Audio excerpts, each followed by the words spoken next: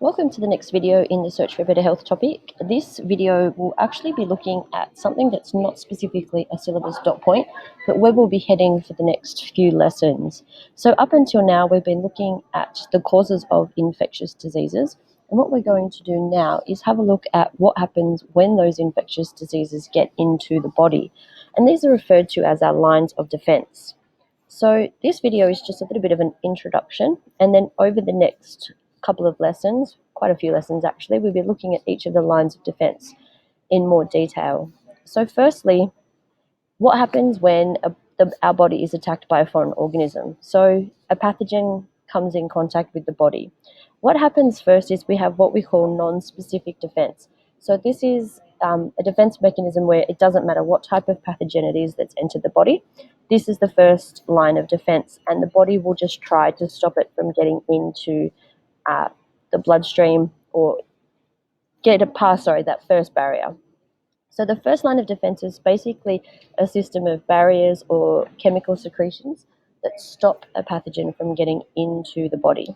So some examples include the skin, which is obviously when it's in perfect condition, stops pathogens from getting in, also has chemicals on it that stop the growth of pathogens. We also have mucous membranes, such as those in our nasal passage in our throat. We have cilia, which are tiny little hairs, which are also found in our nasal passage and in our throat to help to try to remove any pathogens that get in. We have chemical barriers, such as our tears. We have earwax that stops things from getting into our ears, and also things like other body secretions, such as our urine, which stops pathogens from surviving in the urinary tract. Then we have the second line of defense. So if a pathogen does break this first line of defense and gets into the body, then the body goes into basically, not really crisis mode, but it goes into this second line of defense where it tries to stop the pathogen from getting to the point where it's able to reproduce and cause symptoms of disease. So 4 of these things that we'll be looking at in much more detail include the inflammatory response. So this is when the area obviously gets red and it swells up, and that's because we've got excess blood or extra blood flowing to that area and bringing along with it white blood cells. These white blood cells then also undergo the process of phagocytosis. So phagocytosis is when the white blood cells just simply ingest the pathogens that they can, the lymph system. So this also works along with phagocytosis. So those white blood cells take those pathogens to the lymph nodes within the lymph system where they can be destroyed.